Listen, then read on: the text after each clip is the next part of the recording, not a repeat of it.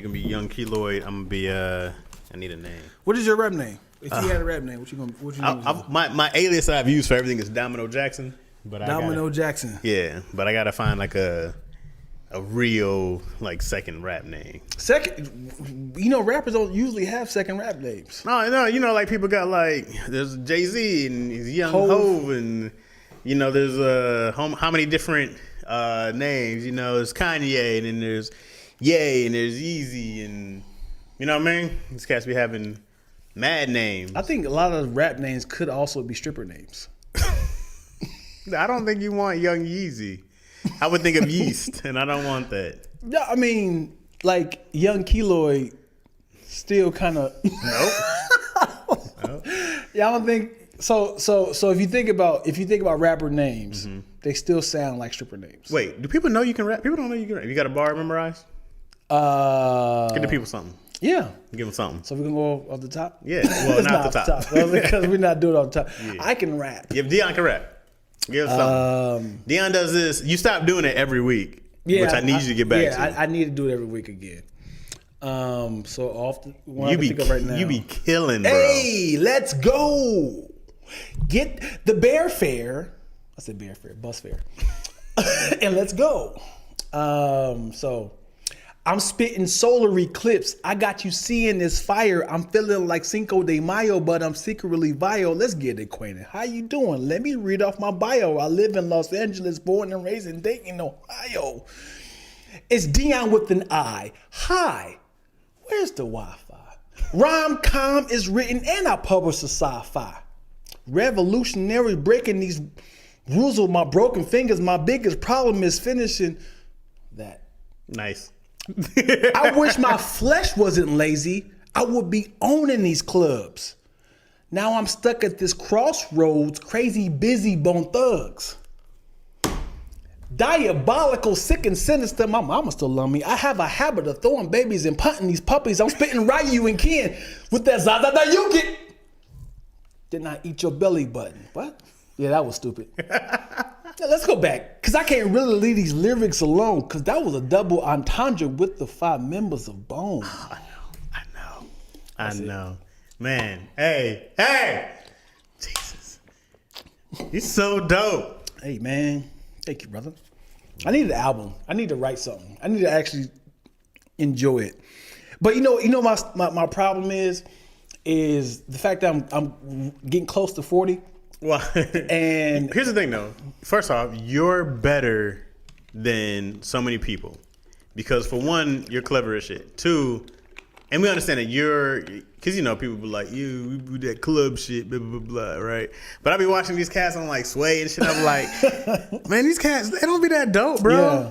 They just be like, I'm so high intensity. You be like, right. They're not clever. Like you enjoy being funny, you enjoy the rhyme patterns, the schemes that play off the words. I'm like, I think out of everything I wrote, that Bone line is my favorite. That's incredible. I wish my flesh wasn't lazy. Come on, man. I would be owning these clubs, as in like comedy clubs. Right. Now I'm stuck at this crossroads, crazy busy. Bone Thugs. Come on, man. Come on, man. Yeah, that's one of my favorites right there. No, that's great. And then the come back to it at the end. I can't keep going. I gotta let y'all know. I had to let y'all know what I just did. You remind me of early Lupe Fiasco. Really? Yeah. Yeah. If you ever listen to Lupe's mixtapes in like 2006, he had Rhyme of the. It was the 1st and 15th. He did a Rhyming Ape. Revenge of the Nerds. Like his mixtapes were. Revenge of the Nerds. His mixtape was so crazy and clever. Yeah. You ever heard him? No. I'm only been a Lupe single guy. Nah. The singles are good, but they're. I'm not gonna say they're some of his worst stuff, but. It was just nowhere in comparison. Well, no, because when you look at like Kick Push, it's super cool, right? But Lupe's first 2 albums, incredible. But his first 3 mixtapes, I was like, nah, dog, there's nobody who's this clever. Who's like, I love Redman, I love Biggie, I love a lot of these cats who are like bars, punchlines. Lupe beat everybody. Yeah, really. Yeah. And thanks Kanye for pushing him up, because I didn't hear from Lupe prior to that. What do you think what happened to him? Nothing really happened to him. Lupe just Not marketing. no, he just I know he got with like Atlantic Records and he didn't like being on their label because they wanted him to do commercial stuff. And Lupe was like, well, I'm not a commercial dude. He's like, I'm a punchline kind of guy. So I think when you heard the not the Cool, but the first album, Food and Liquor, I think that's a lot of what Lupe wanted to do. Right. And I think the Cool is definitely what Lupe wanted to do.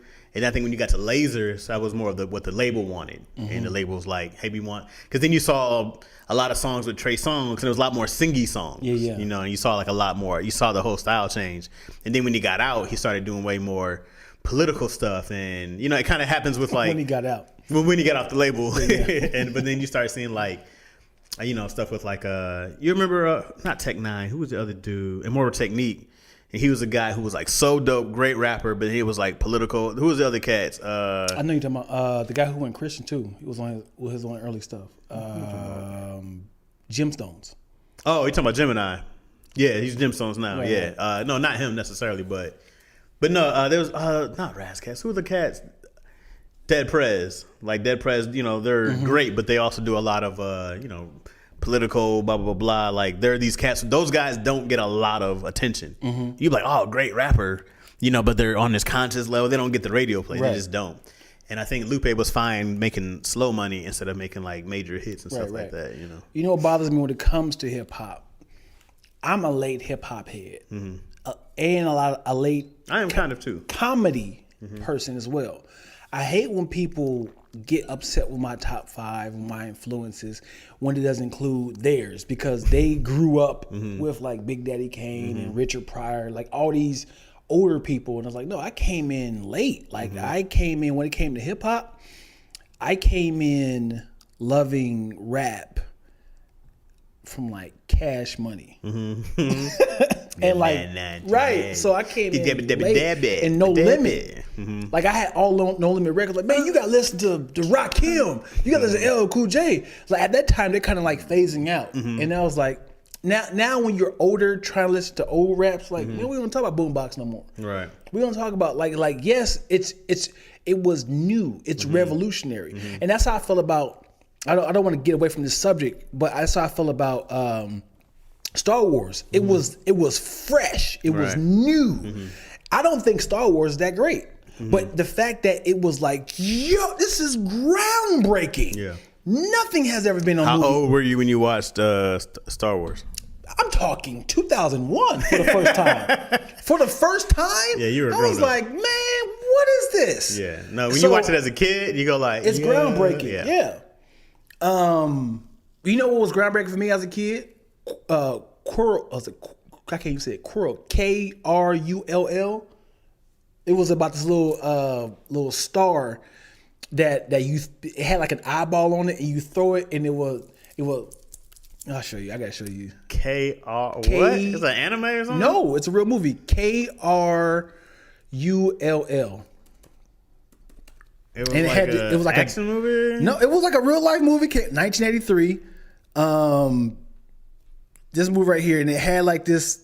It was a weird, like, this was my Star Wars.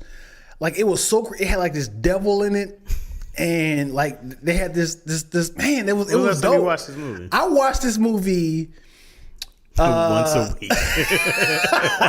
This morning. It was groundbreaking to me, and I was like, man, this is what life is about. But yeah, that was me, and I didn't see Star Wars. I mean, I always get Star Wars and Star Trek mixed up. Like growing up, and I heard people say, I can say when you're a kid, sure. Like that little star thing right there, and it flipped over, and it. Man, dude, you have no idea what this was. Type in Krull. Yeah, Krull. If y'all haven't heard of Krull, please show your love. Another movie that was groundbreaking for me. It's not even groundbreaking. It was like, I watch this all the time. Gods Must Be Crazy. No. Jesus, man. Gods Must Be Crazy. The Gods Must Be Crazy. Okay. And it had 2 of them. It was like a fake documentary of like this African movie right here. And it was so funny. It was like a dude that was like commentating like this documentary of this African village, and it was fake. but everything in it was so over the top. Okay. So I don't know why I thought it was funny. Drop Dead Fred was another one. Okay. But yeah, this is my life and childhood. Yeah. Mine was dumb. Mine was like for it. Ninja Turtles, Surf Ninjas, 3 Ninjas, a lot of ninjas Yeah, made up my childhood. All cartoon based. It's still why I watch cartoons now to this day religiously. Transformers, blah blah blah. And then it was sitcoms. And then it was Fresh Prince, Family Matters, that whole TGIF, Martin. It was all. I never saw the Cosby Show. What? Yeah, never saw the Cosby Show. Oh, Cosby Show was great, bro. It was great. I heard. I mean, I was more of a movie guy and outside. I love to go back. I watch a lot of old sitcoms. You know me, I'm a student of sitcoms. So I've gone back. I'm trying to watch, not all of them, but at least see like a few episodes. Like there was this one I love called KWRP in Cincinnati. Yeah. With Tim Reed, bro, Yeah. and some other people I don't know. It's great. But like Some I other people you watched. don't know. Yeah, it is, But they were stars back in the day. Like, I don't know you. Yeah. But I watch a lot of old. Night Court? Night Court was. I remember as a kid, I didn't like Night Court because I had to go to bed, and I just remember I forgot like the theme music for Night Court. Yeah. Dum dum dum. I remember like not liking Night Court, and it'd be kind of boring to me. I was like, it's not. When you're a kid, you like Frasier would have made me nuts as a kid. Yeah. Even though I like it when I got older, I watched it and I was like, oh, Frasier was great. But as a kid, Cheers used to bore me. Yeah. Cheers. I was like, what's the big point of these guys sitting around a bar? Yeah. This guy's a mailman. Very cheap. Who cares? Very cheap production company. Oh yeah, but now you go back and you see like, oh man, that's great. I watched Abbott and Costello had a show. You know Abbott and Costello, right? No. Lou Abbott and the quiet dude in the. No, so Lou Abbott and Costello was like they did Who's on First. Oh yeah. You know the Who's on First bit? Yeah. They did that originally. That was like their big claim to fame. But they did a bunch of movies. They've done a TV show where it was just, I think it was just called the Lou and Abbott. Abbott and Costello show. And anyways, it's exactly where Kenan and Kel came from. Like exactly. They came out in the beginning and they're talking to the crowd, and then they went in. The dude got a job at the pharmacy or like the drugstore or whatever they were working at. And I was like, wow, I didn't know the influence. It was pretty much a remake of Abbott and Costello. But when I go, and that was in the 50s. I think I was like right before like I Love Lucy, or maybe around that same time. So what is the guy's name that's in Vegas that? Talking about Penn and Teller? That's what I was thinking of. Yeah, no, way back. But I watch all these old guys, bro, and I go like, because I want to see what made you special. Right. Like when I watch I Love Lucy, it's undeniable what made her special. I go like, easily to me the greatest sitcom of all time, easily to me the greatest female comedian of all time. I mean, one of my. Not to say females are like disrespectful, because she's one of my favorites. So you talk about my comedy influences, right? She is up there. Yeah. She's up there.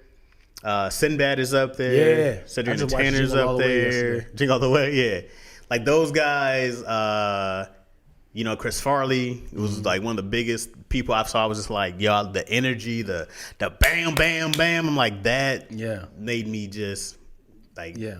I wanted to see big expressions and big, so. And also when it comes to writing in the 40s, 50s, 60s, and 70s, it was very little influence. It was all talent. Well, you know what? I thought about that. But then I go, before TV came, because this is what people don't know. Fred Sanford, what was the show?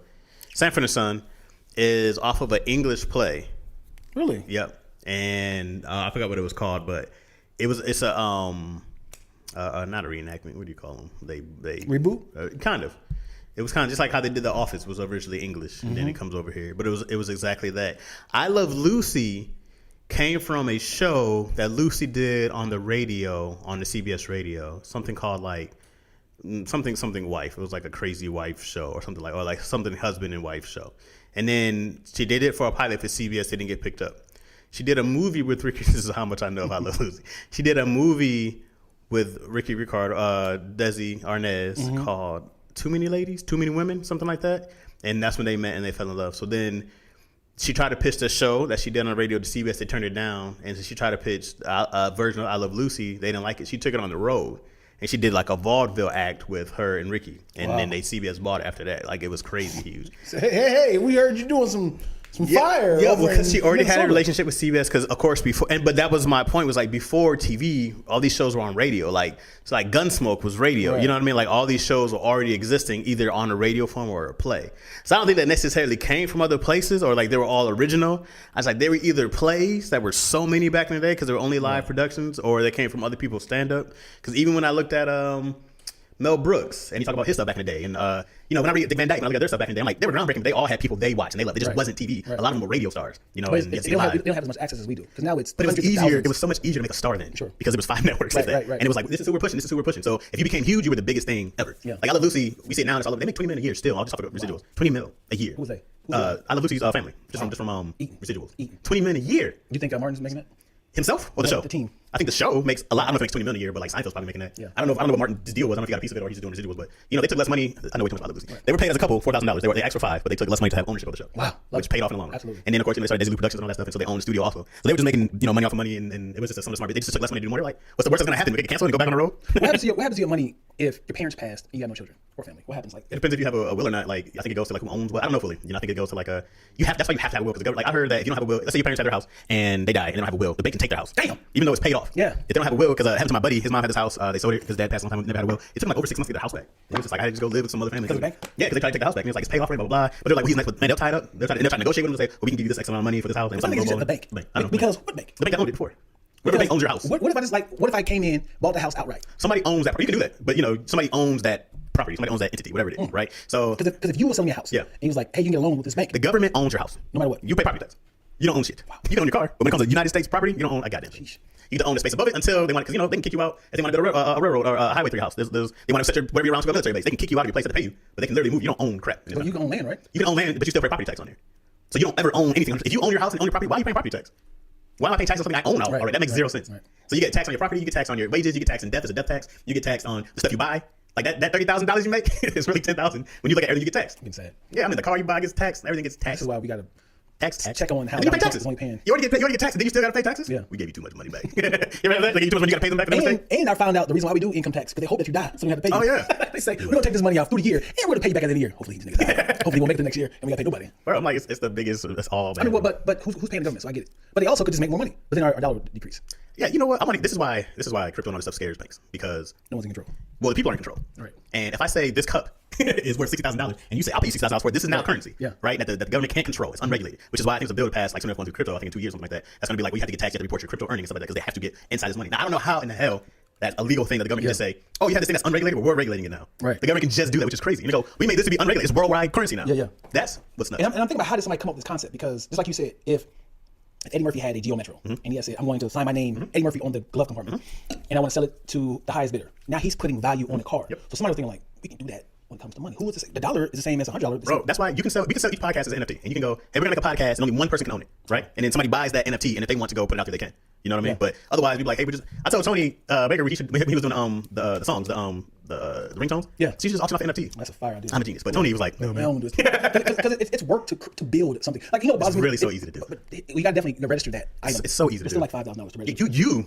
it sounds as you actually do some NFTs for way more stuff. For I mean, even if you wanted to do whether the lyrics, whether there's some of your like drawings, like you can do whatever you want to do and put them up and just put them up into one of these you know, you can do like Coinbase or whoever has a like NFT market. I forget the exact words, but you can just put them up there, and then you know you can put them on Twitter, you can do whatever, and you see people bid on them. It's not bad. You just see this, look at this stupid gorilla. This gorilla with it's sold for $10 million. It was a digital pixelated gorilla with a durag on. That's what it looked like, and it's sold for $10 million. So what am I looking at? Gorilla what? It's what gorilla durag NFT. That's what it looked like, and then it's sold for $10 million, bro. And I couldn't believe it. That right there? So this one had like a blue durag, but these are all different NFTs.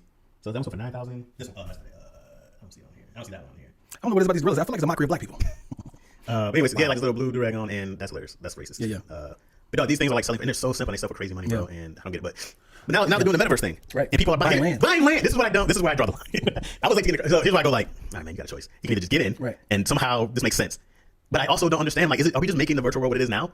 Because I don't want that. Because you're creating a monopoly now. But if I go into the metaverse and I say, here's my property, right? I'm gonna own this 20 acres of digital land, right. And it's mine. And someone's like, I want, like, where are you that people want? Like, can't I just make more space? Can I? Right, but I don't understand. Sure. But what if it's gonna get to the point where they're recreating the city, or where you're staying, and now you're actually owning Beverly Center. I really hope that people get in the metaverse and traffic dies down and That's property funny. drops, and I hope people just stay at home. I really, really do. I hope people get jobs in the metaverse and they make money, and I hope people just get out there for the world. Terrified. I hope they all get sucked in there. Somebody was like, yeah, I went in there. I just read a whole article about it this morning about somebody went in there. They went to a jazz club in the metaverse. We could open our own comedy club in the metaverse. Like stuff like that. I go like, That's a great idea. Yeah, no, I'm like, I love that idea. That stuff makes sense. I go like, it's the same thing as doing it on YouTube. Right. Well, I mean, you're getting immediate response from people laughing. You can go, hey guys, got a show at 8, come to Chaz's Chuckle Hut at metaverse.com, whatever it is, right? Yeah, yeah. And people pull up, you see the audience there, and they're little fucking avatars and shit. And then I'll be in there like doing my whole thing. By then you'll have fucking sensors and shit, right? Yeah, you have to have the I don't want everyone's audio at a alarming sound. I'm sure all this is the very beginning of this world. You know, you have to have like the Oculus or whatever. Yeah. Imagine doing a whole set in your house by yourself, having the time of your life, doing a show for virtually for hundreds of thousands of people in your draws. Because in the metaverse, you have a tuxedo on. And some Jordans. Remember, so Kev, so smart, did his keep your distance. Mm-hmm. It's the exact same thing, just in the metaverse. People are at home who can watch it, he can perform, he would just be a pixelated Kev and a pixelated audience. Right. And that scares the shit out of me. Because I go, whoa, like I love you getting out, you getting a reaction. I'm like, you can get the same thing from the crib. Like Well, I mean, the live experience is a live experience. Like, you get to see people spill their drink. You get to see people walking in late. You get to see, like, you can actually make fun of people. Yo, what's up with the hat, bro? Right. You can't come in with that yellow hat, man, like that. But he's like, this is my avatar, man. Dude, soon, because now you need a laptop and stuff like that. I think somebody had to use a Windows. They had a hard time doing it with the MacBook. But I think it's the same thing with 3D anyways. That's hard to do with Mac, but people do it with PCs all the time. With like the whole 3D world. But soon, bro, it's just gonna be some fucking sunglasses and some visor. You just tap that shit in when you want to go. Like, it's literally where we're heading. It's crazy. So, how do you feel about this new thing they're doing now? They're saying that you could, it's a, I don't want to say a chip, but it's a device that goes in like on your brain that helps you like Google things immediately. I know it's really, I don't know the name of it, but it's like this thing is like it's like a, I don't know the name of it. So I am all for technology advancement. I love everything that makes everything easier. I love, because when I think about typing something, I'm like, I just want to think and it goes in. I think it's That's what I want. It's I taking want free will away. What is Google? The Google chip? In your brain. So if it's like it was 1946 when Abraham. No, not Abraham. It was Malcolm C.J. Walker. The only difference is that you just don't have to go to your phone and do it. But if you're having a conversation, you're lying about the knowledge that you know. No, you're not. Yes, you are. You know it. It's right. As soon as you Google it, you know it now. You can honestly be like, I don't know. Let me check. That's the difference. You can still say, I don't know, let me check. Oh, I know now. The only difference is that you have to go to your phone. But I miss is when you can lie about stuff and people go look up shit. And I hate that. Yeah. Yeah, 6 touchdowns. The Barry Sanders had 6. What are you doing? What are you doing? I hate that. Yeah. You can just lie and make up all kinds of stuff. People are like, wasn't the Spanish War was in 15 something. I'm like, what are you doing, A bro? lot of people realize this, man. Amelia Escobar should be a woman. Yeah, like my daughter, I plan on telling her all these lies. I'm like, she's going to go look it up now. Yeah. And like, can't be nothing my dad says. I'm like, no, man, you're supposed to Dude, for the longest, and this is before Google. I thought that the color of your skin color is the color of your bowels. Why do you think that? My brother told me that. So he has said the reason why our dookie, his words, is brown is because it matches your skin color. And he's like, white people have their color skin. They have like this. How much is your older brother? Yeah, How much older is he was 11 years older than me. 11 years? Oh, yeah, you And he was like, believe it. So he was like, white people don't boo boo outside. You know what I'm saying? Like, but when you see the outside, it's all black people. We live in the hood, man. And I'm like, man, it's crazy. So you remember when like dog dookie, like hate the it word gets dookie. dookie. It's It so does sound horrible. disgusting. It sounds like stroganoff. That's such a strong word. That word punches you in the face. Stroganoff is a delicious meal. What do you It is, but it's like stroganoff. Oh, how can you make it sound good? You better get this beef stroganoff. That's like a sex position, don't it? A stroganoff, maybe. I hate it with the stroganoff. I hate it with this beef stroganoff. You know, when dog shit. Yeah. That was Much outside. better word. Yeah. And it dries up, it turns white. I was like, I finally got a white person outside. Yeah. Oh, man. That's hilarious, bro. See, I forgot where we were at. Yeah. Digital world. Metaverse. Yeah. Do you have Oculus? I don't. I should get one. Have you ever been in one? I never have. Yeah, it's crazy. It's crazy how goggles can control your world because obviously what you see. Yeah. I did a Star Wars experience in one of these malls, which you like go through the maze. That was really, really dope. And then they had that one you felt the heat. It was like a loud. And I was like, ooh. And then like Darth Vader came at us, and I really got scared. Yeah. Because at first I was like, yo, he's fake, right? And I was like, he's fake. Yeah. And the truck goes, you're like, ah. There's a zombie one that I've done when you're in the back of a truck and with the goggles off. All it was just hose of like a dump truck, so you can stick your gun through the hole and then shoot the thing. And then the platform just kind of move around like this. So in the virtual thing, which was like a fake little back of the truck bed, and you have like 4 people that you're shooting with, so you see zombies trying to get into your hole, right? So then it gets crazy because the door flies open, Jesus. and now and then the driver's like, I'm ready to do a rock, trying to get the thing. And now they coming in, you shooting like this, and your head like there's clearly nobody coming, Right. but they purposely put like the employees they had like broomsticks and they're doing like this. So now they're kind of tucking you on through the holes and stuff. That's hilarious. Yeah, it was fantastic, dude. That's Fantastic. great. Bro, I'm telling you, when video games, like when you can do that at home, I'm never going outside. Never. That's great. Video games, I love them. I don't know how before internet we all had the same patterns blowing the cartridge. Nintendo did not say that at No all. one ever said, here's what you do. Which is crazy because I was like, I don't know if I was wondering why people did it. Right. I They was talk like, about a whole new system. I don't know my game. Skin over my. stupid. Yeah, I don't know. I was always wondering, like, is this because everybody has a different method? Right. Now they got covered with your shirt. Yeah. Like, people, everybody had a different technique. Only thing they had was like the alcohol and Q-tips kind of clean up because you spit in there and stuff. And then I think Nintendo even later on like don't blow it. Yeah. Like you been there. Yeah. So did you do this? This is something that we did a little bit more. We pushed it all the way down and then put the game on top of it, and then like a butter knife on top. What? Right? Because there was something about like when you push it in, you push it down like that, and it comes up a little bit, right? So what we used to do is we used to push it in, bring it down, get another game, put it on top of it, and it always worked. But it'd be like a little tiny little slit at the top, so we put a butter knife on top of that, just so it stays down. Yeah, and it worked. Yeah, it worked. And also, Nintendo didn't have the like continual memory cards. No, so you had to keep the game on. And that thing overheated, bro. I tell people like I was just playing The Last of Us. Game? Yeah, it was like Game of the Year. The first one, like Game of the Year, zombie game. Last of Us. I love zombies. Yeah, it was great. And then so now you die, you just start right exactly where I died from. Every time, like, bro, I had 3 lives. Right. And even when Super Nintendo came, you could save, you just had to go back to the beginning if you died. Yeah. And now games, bro, you don't have to. You just die, you come right back. It's And how literally does it figure it out? It just like exactly like wherever I died, I'm right back there. Like, So there's no checkpoints? Yeah, you can do checkpoints, but still, it's just wherever you die, you're right back.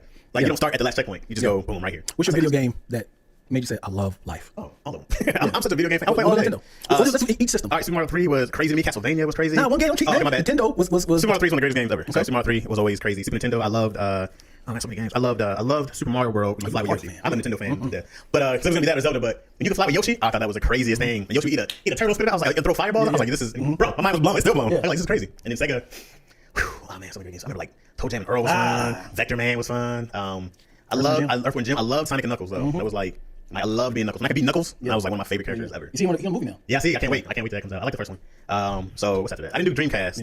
We were It died quick. It died quick. So I didn't do PlayStation. I stayed Nintendo. Oh, man. I had a 64 game. I have every Nintendo system. I wish I still had them all. So I think after 64 and Smash Bros. Oh goddamn! Whoa. Okay, hold on. Because GoldenEye came, but yet Ocarina of Time came. Wait, what's called? Ocarina of Time is Zelda. You never heard of Zelda Ocarina of Time? Changed gaming.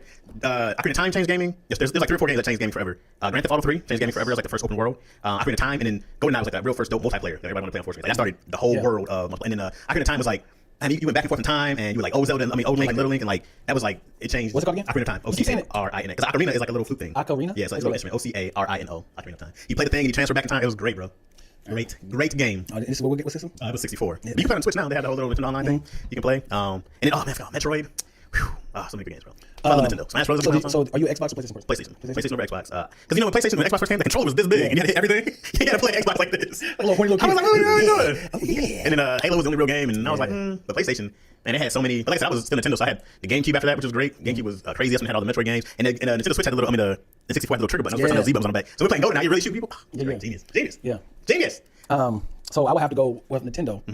I never beat Mario 1, by the way. Oh, what? I know. I made the last board and never finished. You gotta go back now. No. I see somebody beat the whole game in 6 minutes. Crazy. So I would have to go Nintendo. I would have to go either Kung Fu. Oh, Kung Fu was fun. Or Excite Bike. Excite Bike was fun. Yeah. Those are my 2 favorite games. Or Paperboy. Paperboy's dope. That's crazy, bro. So Those were all fun. Those 3. Duck Hunt was fun. Remember the Olympics? Yeah.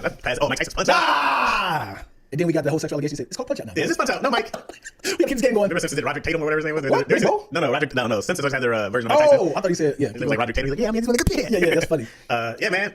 And then for... Just play games professional. Street Fighters, Mortal Kombat. But that was Nintendo. No, Mortal Kombat came out for Sega. It might have been Had the blood code. Yeah, I mean, but that was the game. Like Street Fighter was first, and we were like, oh, Street Fighter's dope. But then when we had Blood Mortal Kombat, we were like, yo, it's a game changer. And that's when everybody was like, this is not for children. Nobody talks about Street Fighter 1. Street Fighter was great. No one talks about Street Fighter 2 Turbo was what killed, like changed everything. It did a number. People say Street Fighter 2 Alpha, Street Fighter 2 Turbo, Street Fighter 2, you know. Yeah. But then there was a Street Fighter 2099. Was it? Yeah, and it was, and I feel like it was the original Street Fighter, but it didn't do well. And then this game right here, and his name was Ken. And it was 2010. That's crazy. We already passed that. You said 2099? I did. So 2010, and he had the same powers, but I feel like it flopped. And then I seen Street Fighter 2, and it was a whole different like a thing. So I was like, what just happened? So I've been playing this first. 2010, Street Fighter 2010. Anywho, I would have to go with Kung Fu. Kung Fu was great. Super Mario. I'm sorry. When it comes to Super Nintendo, I would have to go Mario Kart. Mario Kart was great. Still fun. Yeah. Because of that. Because of Super Nintendo, I'm still a Mario Kart fan.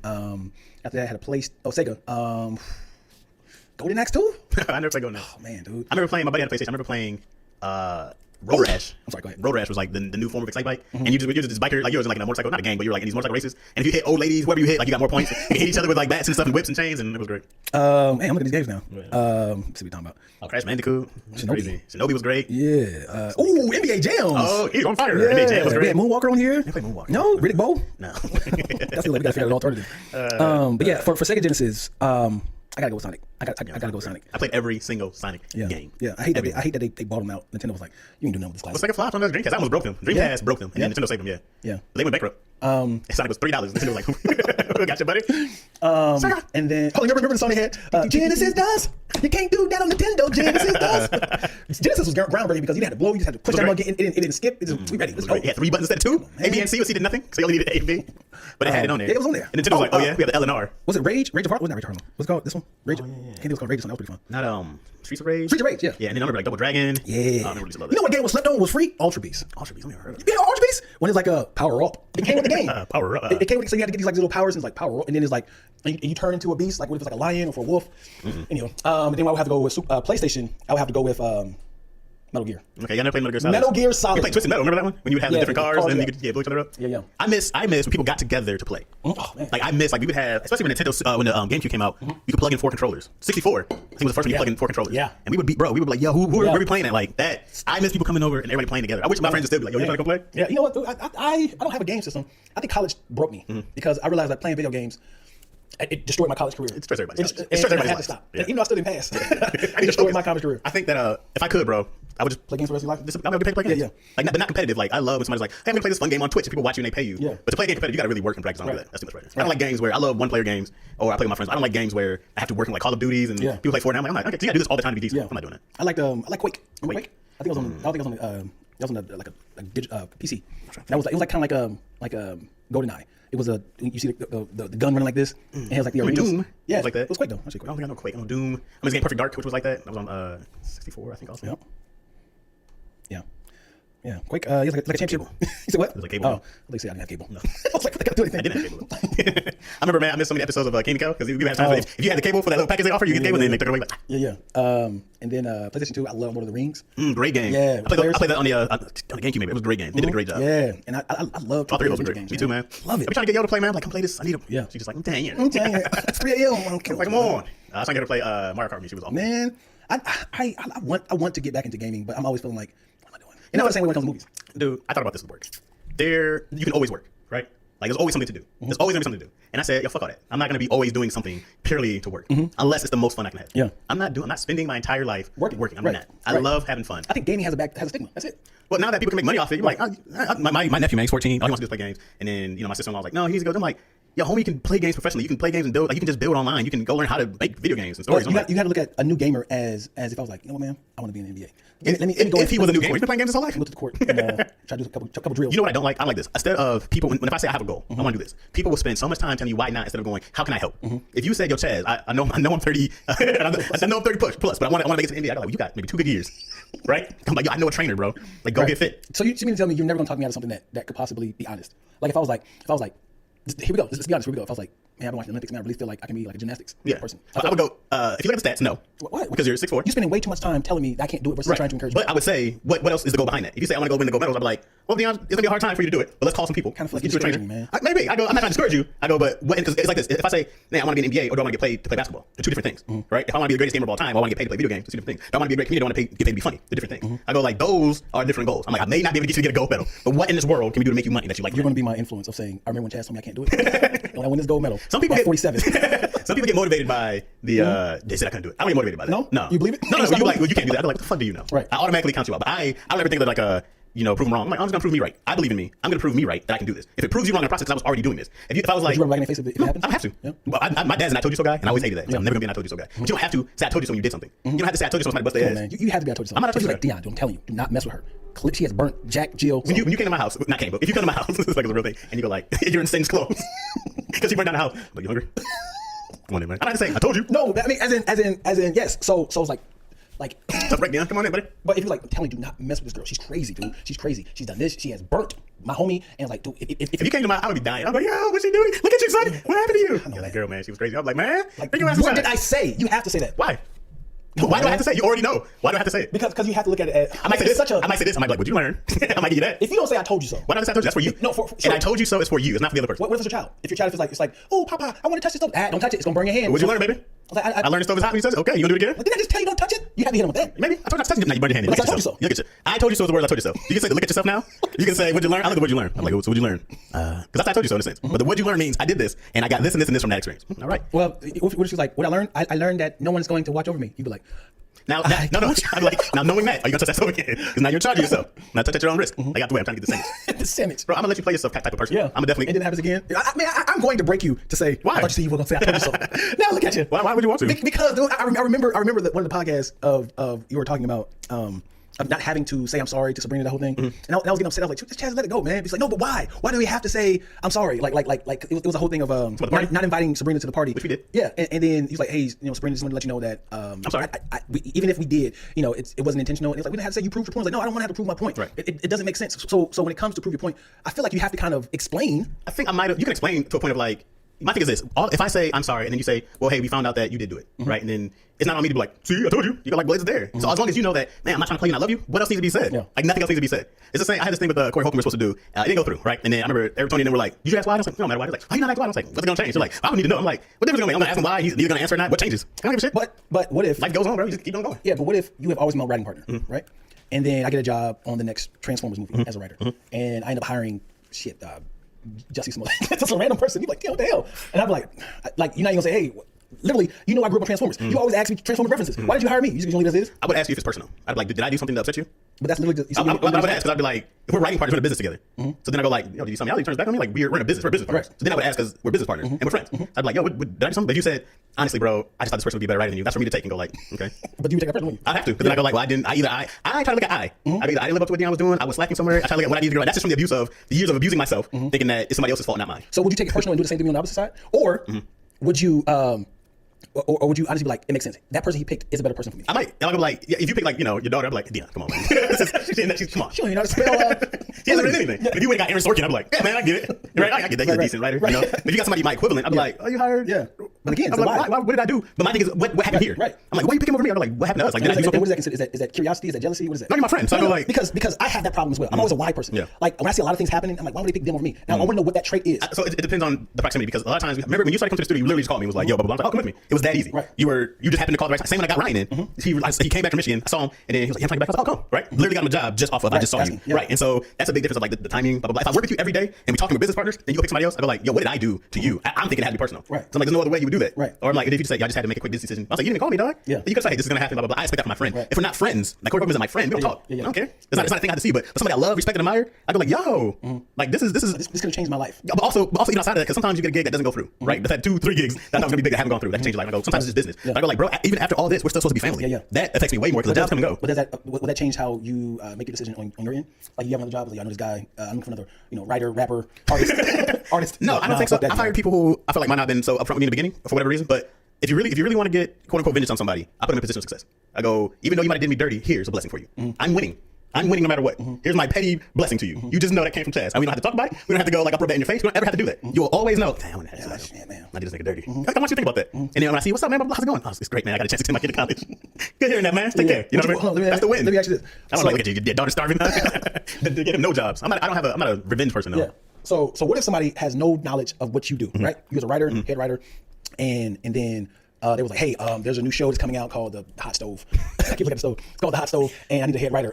Could you reach out to Charles Allen and see if he could? No doubt. Yeah. So you're not gonna throw your bid in? No shade to Charles Allen. It's the first thing I thought about. No doubt. So you was like, hey, hold on. First of all, you're not gonna be like, hold up. Before we go there, let's know that. There was a show that came up for Disney, right? So my manager came to apply for. I hit Markel, and I was like, yo, can you send me X, Y, and Z? I need this for that, right? Markel was like, yo, how do I get down? I could be like, competition. You know what I mean? Right. I'm like, I got him. I went to hit Zach and Oren, Jamie. I went and told everybody like, y'all can have my manager send this stuff to you guys, like 3. You know what I mean? If you guys want to do it. And they're like, yeah. I'm like, even if they get it and I don't, I'm a super hater for not being like, y'all know you were on Family Time. Oh, my goodness, in here. We have a relationship with him for years. He's a friend. He can put a bid in for you. That only makes sense to me. To be like, that's 4 people who possibly get a job and not me. Yeah. That doesn't make sense to me. You know what I mean? I would never be like, they didn't even know about it. Right. But I'm gonna hit you anyways and be like, yo, I got this thing. So what if I'll give you all these scenarios. What if that happened? It's like, hey, I'm looking for credible writers. Jack gave me the list of these 5 people. Do you know them? Oh, yeah, I know all of them. Yeah. And also, I write as well. So if you need me to be a part of it, definitely, I can give you all this information. If you this is my old team. I can definitely work with them. Love to do that. And they hire all of them except you. That's fine. And you're the liaison. You totally fine with that? Yeah, I'm totally fine with that. I'm totally fine with that. That way, be the other way. I don't know, man. Because it's like, man, but for you, it's for you. We all know that. We all know that. Because I've done that when it came to. I've done that when it came to a comedy show, and I damn near booked the show for this girl, and I get it. It was maybe like 10 years ago, and she was like, I really want him. And him and I had similar type of comedy. She's never came over for you, and it was different type of comedians. And I put my name out there. Hey, if you need somebody else, you're welcome to open up if anything. Yeah, I'll let you know. And I was like, hey, what? You literally booked everybody. The names that I gave you, that was me. I'm the booking agent now. And you couldn't book me on the show. Didn't even invite me. Didn't send me the flyer or nothing. She's like, oh no, because you guys, you I mean, man, you sent me a flyer for it. You can come up like, bitch. That made me. You sent me a flyer for some shit. I booked. Can I get a booking fee or something? Right. No, man, I want to see. I know that the more you give, the more you get. And I know the more that I can bless somebody else and put them in a position to win, it's just going to help build us up in the long run, And I think people that I know generally love me and care about me, people who have your best interest, people who have your family's best interest. Right. I don't really mess with a whole lot of people who don't fit in that box. I don't have a whole lot of contact with people who don't love me and my family and my friends. And same, I only want to mess with people. I do have a new rule though. I'm only working with people. I'm only hiring. I don't say kids, but like young 20-year-old people looking for the beginning start. I'm not hiring people under 30s anymore because I've realized that you are who you are when you're in your 30s, and I can't attest for everything that you are. I can't be like, yeah, well, this dude's cool here, he's cool there. Like, I only know you from who you project me. Most likely, a kid wants to learn. They're open. You can I can teach them a way to work. Yeah, you know what I mean. I go like, this is how we do stuff here. I can't do that with everybody. And also, when you get somebody early and you become their mentor, you're damn near gonna be in a biopic. you have a bunch of kids, teenagers, and 20-years, and one of these niggas gonna make it. And I'm gonna be my mentor. I'm like, yes, I'm in the biopic now. Yeah, I'm just like, I'm at a spot now where I go like, I'm more than willing to train healthy youth. I want you guys to be great. But anybody who's already, because there's too many variables of people, and I go like, you guys are who you are, bro, and I can't control. I'm like, you put us in a different position, or it's just other things that I'm like, too many wild cards to know how somebody's gonna act who's a grown up. If that makes sense. Yeah, it does. Because once you're in your 30s, you're definitely figuring. If you haven't made it, you're definitely like fight or flight. Like I need to have something to pop. Yeah. I'm in a position right now. By having a business, I have a lot of power. As in, I'm very resourceful. A lot of people, comedians, writers, artists, they reach out to me trying to collaborate with me. Meaning, could you shoot my project for free?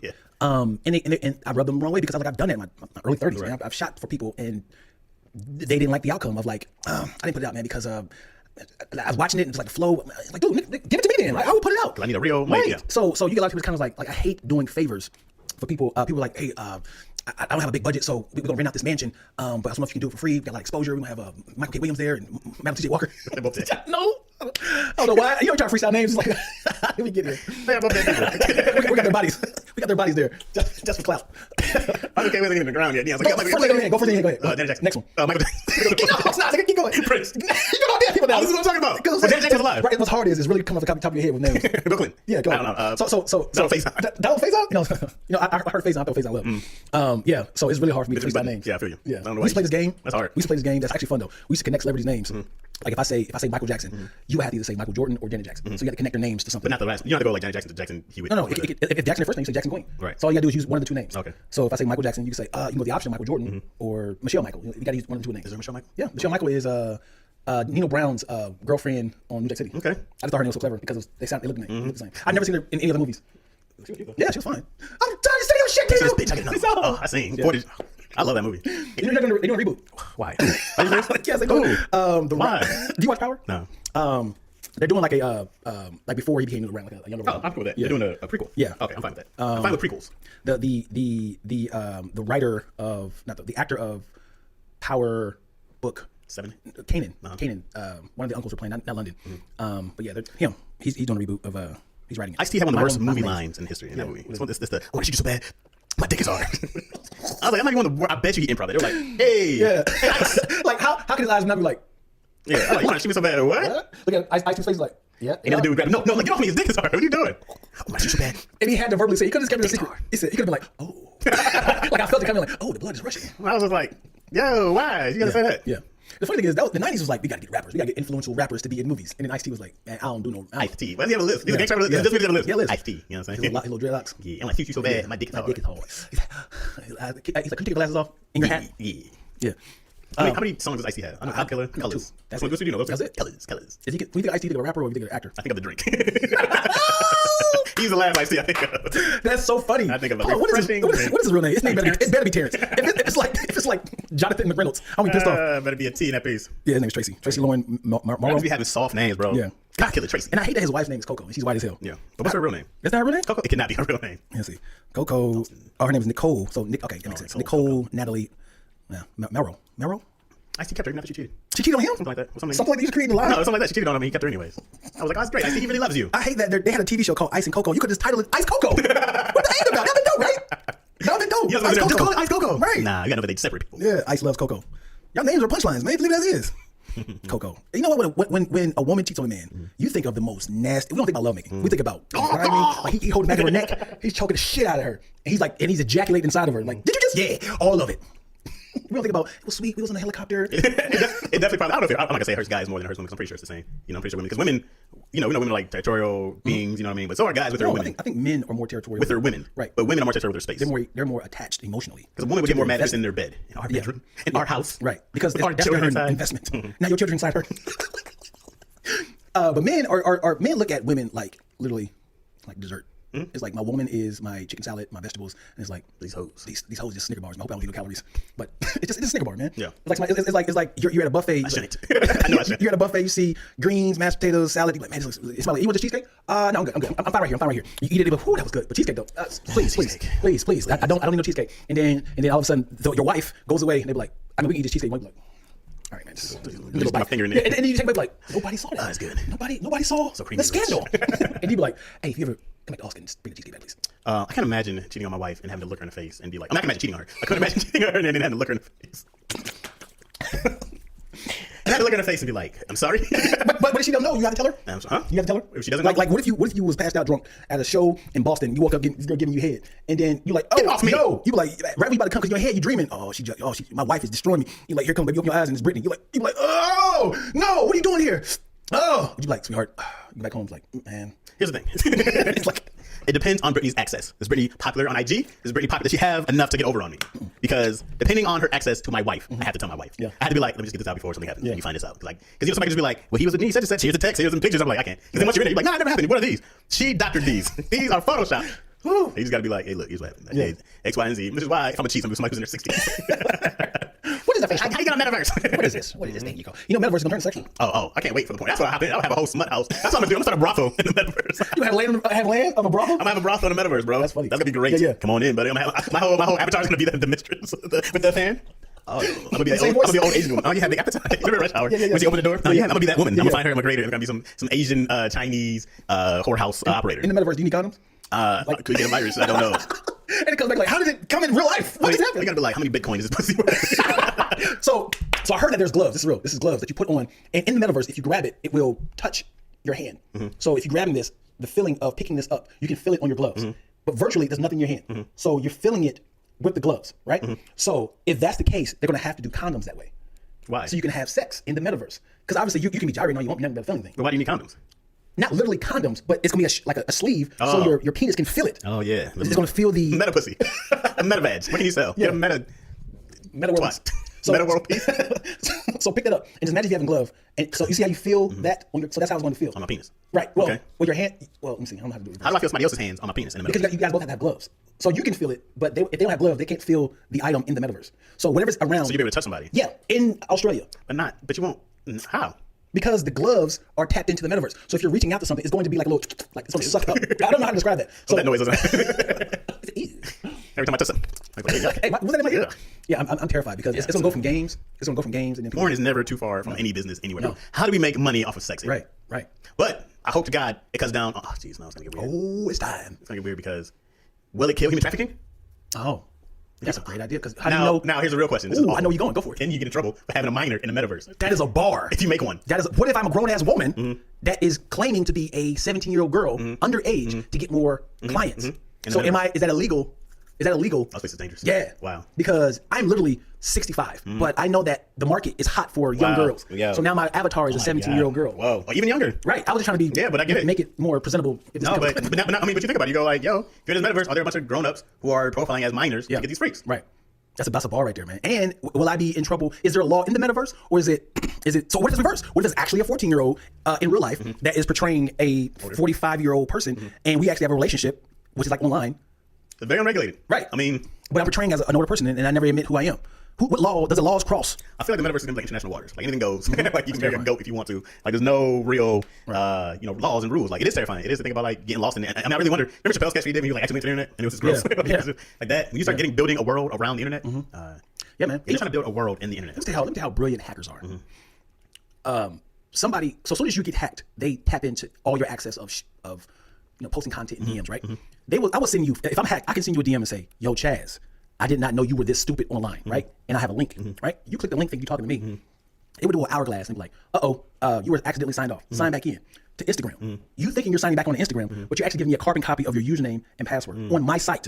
All I did was put a mask of Instagram which is my site, Dion Lack, on my site. So now you're giving me your access of your username, password. Now I can go on your Instagram, and now I can say allow all access to the phone. So now I can get into your phone and see your pictures, your passwords. Yes. You know, you go to Instagram, it says allow, because in order to share pictures from your phone, or it says let Instagram allow access to your contacts. So now you have access to that because they have your username and password. So just by clicking on that link, it's opening up the door of, hacking is crazy. But I've also find it funny how hacking is literally how fast. It's like a combination of all the access of trying to tap into someone's firewall. So if my password is 917-654-393582, it will attack this password and it run all the possibilities and it'll highlight the one they get. So it's like 8, and going like this. They're tapping in all the possibilities and combinations of these numbers. So when they find something, it would lock onto that, like this is 8 or an F or apostrophe. They're figuring out all the combinations. And it's like, and it's not them. It is the program. That's like what is the username? What is the password? And it's figuring out all these combinations. I like movies where you have the two hackers. Just like, oh, someone's trying to get in. Oh, the firewall's oh man, this person's really good. Give me 2 more minutes. I'm trying to tap into the mainframe. This person's next. Wow, this is not smarter than me. I'm like, what are y'all typing? Right. It's always like the window opening up, sliding over, and we're in access. Oh no! What? I hate the Expedition game. Sir, you might want to take a look at this. I hate the what is it? The heads up or, sir, you're not gonna like this. Tell me up front. Don't give me a cliffhanger. You gotta see this for yourself. Yeah. I'll be there in 10 What minutes. is it? I like to call out of bed. Hello. Sir, you need to get what emergency? Are you using every other person? There's a what? The White House. Shh. What's the matter? Nothing. Go back to sleep. You hear this cussing him out like, the fuck? He's here? No! He has to be stopped. All right, I'm on my way. What is it? Go back to bed. No, who's here? Nobody. I'll be there in 10 minutes. But you're in Chicago. I will be there in 10 minutes. I'm like, is that real, sir? Because you're just waking up. I'm pretty sure you're gonna go brush your teeth, wash your face, put your clothes, leave. You're not here in 10 minutes. Let me ask you this. So if you had an absolute emergency, like you were the point person. Imagine being at Harvest Studio. You have the keys. The production company is outside. You are the main attack, all right? Everyone had to be there. Everyone had, like the pre-production people had to be there at 7. Right. The cast and crew is getting there at 9. Yeah. It is noon. Yeah. So are you showering? Are you brushing your teeth? It was 3 hours late. What are you doing? First, you gotta make up an excuse by 3 hours late. Help! That's what I'm doing. When you wake up like, you know you're supposed to see like dark, but you see like a. I hate, you wake up like so late, you're like, fuck. All right, let me get this together. 97 I gotta stage a robbery in my house. Punching your face. I just need you to shit everywhere. I gotta find. Actually, I'll shit. You don't worry about it. What is that the max time of I have to lie? Yeah. I mean, because if you wake up, you see 12 missed calls, right? 100 texts. Yo, what the fuck? Where are you at? Blah, blah. You're like, okay. It can only be that I would have to like go to a payphone, call somebody. Hey man, I'm in jail. I just want to call and check in and tell you guys that I couldn't use the phone earlier. You gotta have like a great excuse. Somebody goes, this might film you like this. Hey, look at Chad's lying his ass off. Yeah, he's going live too. I'm watching you go live right now. But yeah, no, you have to you gotta have a great lie. I gotta shoot myself in the foot. I can't do it. Man, I remember. So this is the story. I used to work graveyard shift at the Marriott. I worked from 11 to 7 a.m. From 5 to 7, I had to drive guests to the airport, which was right across the street in Burbank. From 11 to like 1 o'clock in the morning, we had time to just chill. I mean, we had to work, but from that time, I had like a 3-hour time to sleep. So and we had like a break room with a bed and everything. So I had access to sleeping. So. Who changed the sheets on that bed? Yeah. Huh? No. So, all right. The truth is, all right, I was lying my ass off. So the truth is, because I don't know if it's still a thing. So I had access to, I was a bellman. I had access to the model room that when people come in, they want to see how the rooms look. Okay. So it was the swiping the key and you go in. Okay. So it was that bed. Okay. So sure, how many people would sleep? Who changed that sheet? So I was literally just sleeping on top of the bed, and no one ever rinsed that room out. Yeah. So that was our break room. Okay. So it all makes sense now. Yeah. Okay. So it wasn't a break room. So I had to set my alarm at 4:45 because I know I had to get up at 5 o'clock to get to warm the car up for guests to get across the street. I turned my radio off for some reason. I think I turned it off too low, or the battery died. So when people were calling me, I didn't hear any of that. Yeah. I woke up literally at 11:45. I was supposed to be gone at 7. So no one came in that room the whole time? The maid woke me up. The maid woke me up because that was the the employees hangout room where people kind of like play dice and she's like Senor, why are you still here? And I was like, oh. And then 40 text messages, 19 calls, and I had to clock out.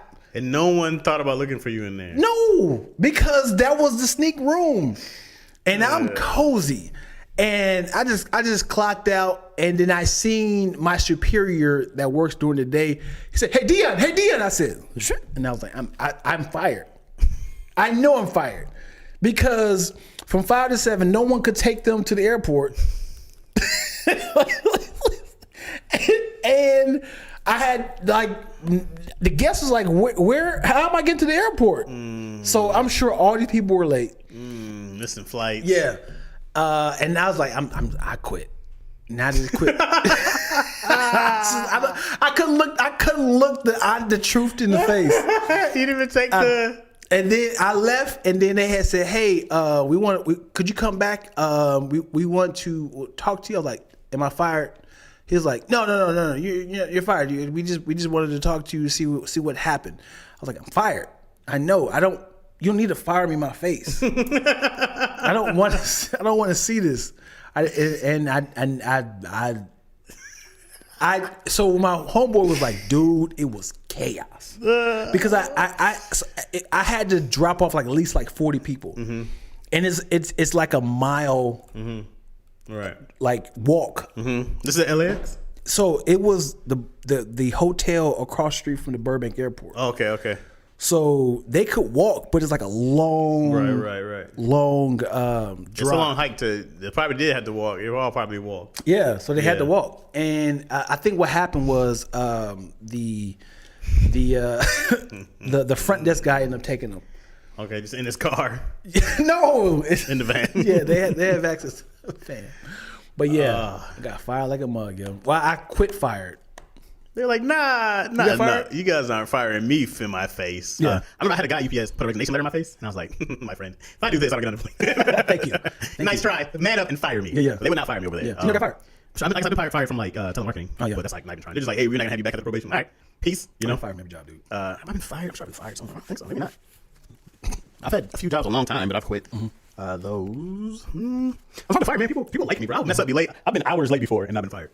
Like I missed the whole shift before, and they was like, no, just get more. Would you rather get fired from a job that you love dearly, or would you rather your wife or girlfriend break up with you when you at your highest of your relationship? Wait, what do you mean? As in, like you like, man, I love my wife. You tell people, man, she's the greatest thing ever happened to me, man. She's like, I don't think it's working out. Fired from a relationship? Heartbreak sucks. Yeah. Would you try to explain like why? It's like I don't need to tell you why. I just don't want to have I you. don't even ask. I was just like, no, Chad, stop it. You have to ask why. If you had no later, but at the moment, like how I feel right now. Okay, where's my daughter? Just I just need to go be happy with her. Because no matter what, bro, kids bring happiness. Yeah, and I'll be like, I need to know. I might ask later, but you got to at be insane. Because imagine if you said that, it's like you just proved to me that you wouldn't even have a relationship. The fact that you just accepted that quickly. Yeah. Blah blah blah.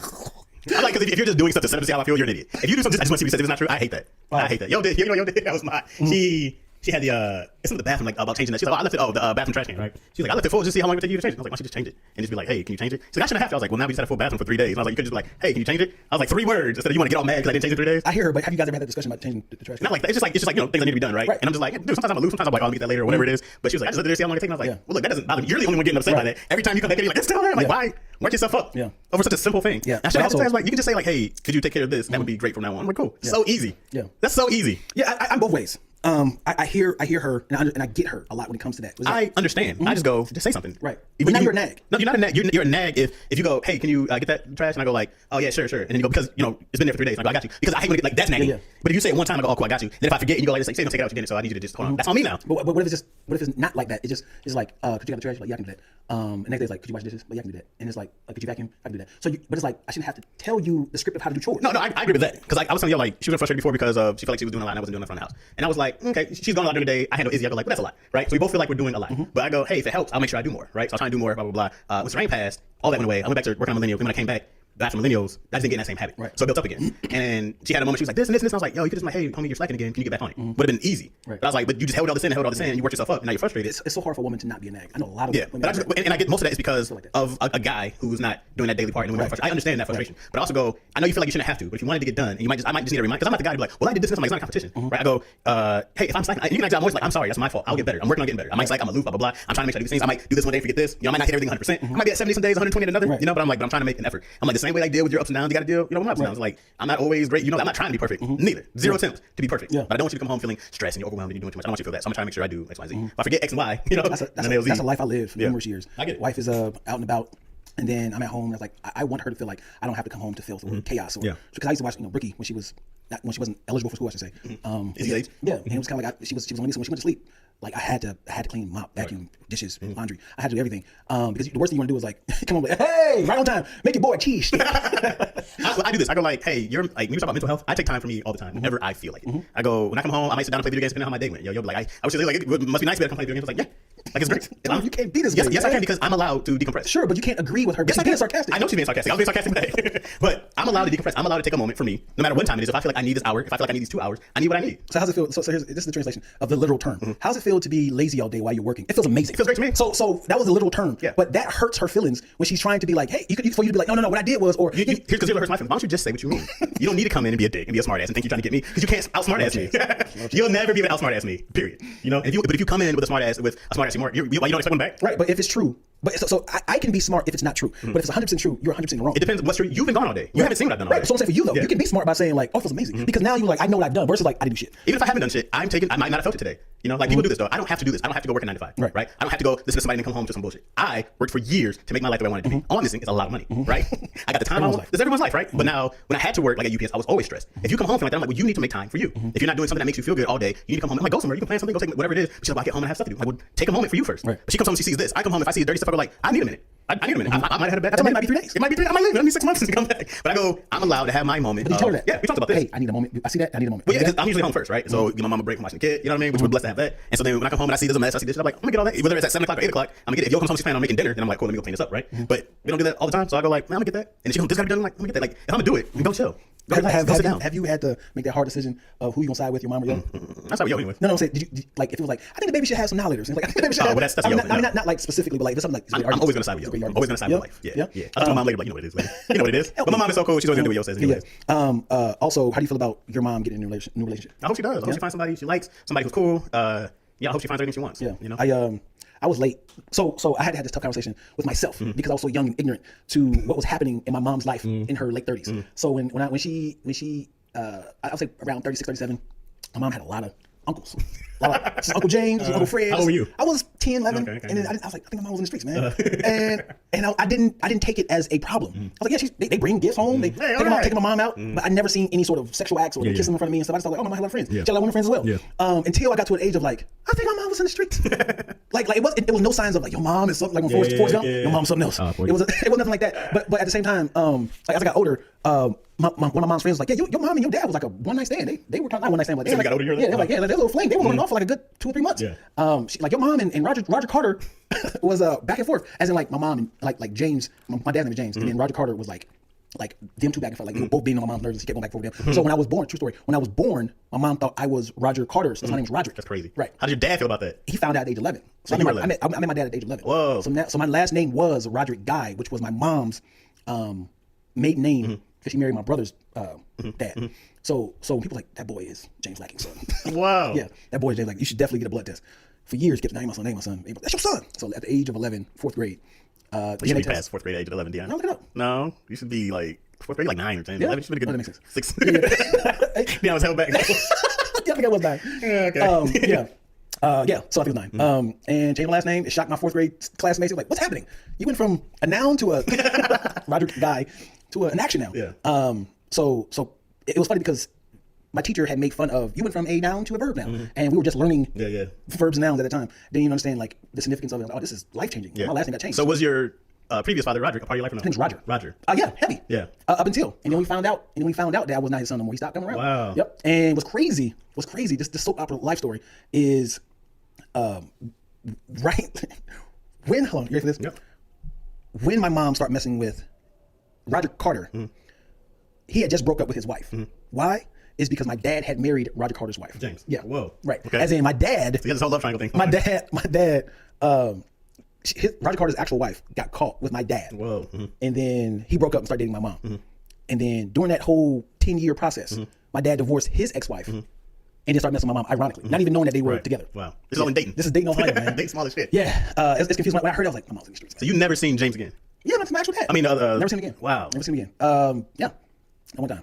That hurt. I mean, well, so You were 9, 10? Yeah, I was 9, but at the same You've time, been around religiously, like. yeah, we didn't do anything. Like I went to his house.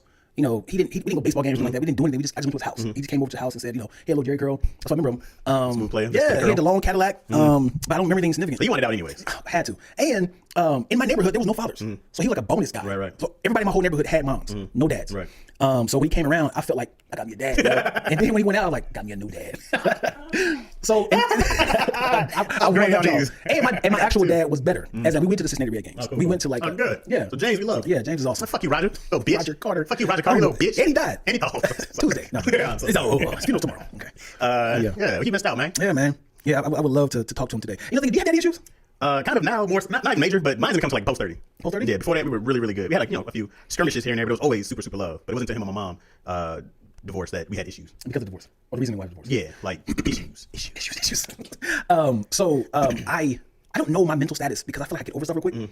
Like when my mom passed, I thought it was going to hit harder. When did mom pass? My mom passed 2008. Wow, really? Did you find this out? Yeah, I didn't know. Yeah, she passed 2008, and of course it was shocking. Like what? yeah. She was 60.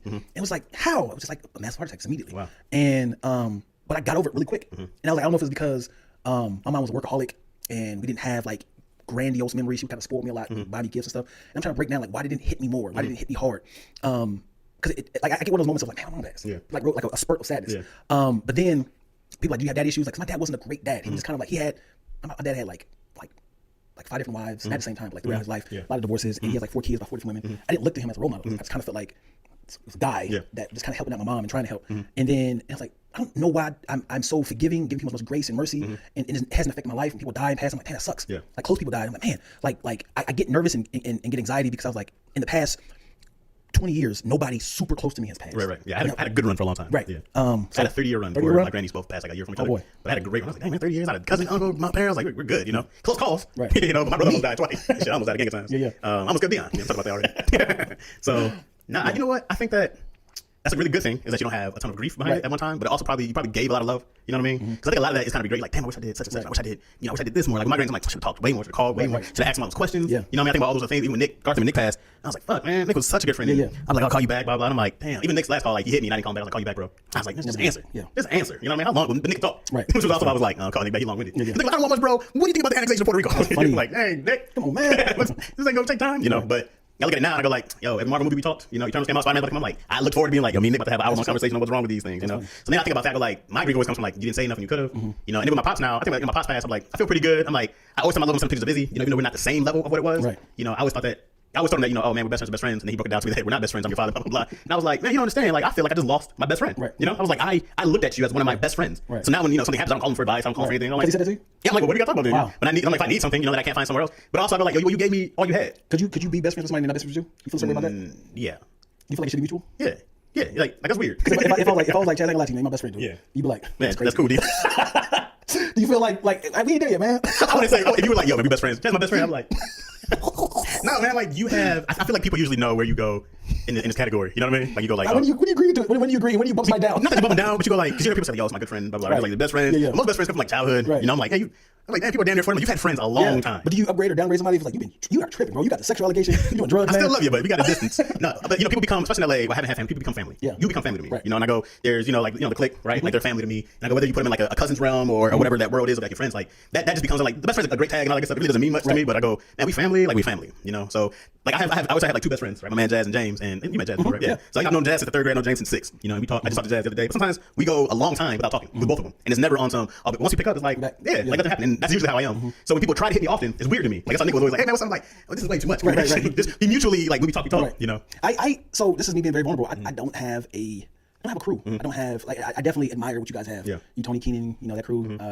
I just feel like a lot of people know me. I'm cool with a lot of people. Yeah. But when it comes to like hang out, group text. I don't have a crew, like a loyal sort of crew that if I'm in a rut and hey, I need you to pick me up from Santa Barbara, I got you, brother. You know, or if I need you. You just lived so far from everybody. It got nothing to do with it. It was because if you've been close, like we were all in the valley, we were all close. You know what I mean? Like we all lived close to each other for the most part. You know, Keenan in DC down the street. Tony just now moved. You know, I lived with him for years. Like everybody's really close. Lou be the only one far. Right, he's Atlanta, right? He comes back and forth. So sometimes Atlanta, he's in Inglewood. So Lou's the one we see the least. Right, but you know, in the chat, man, I think it just got started. Like we were just always.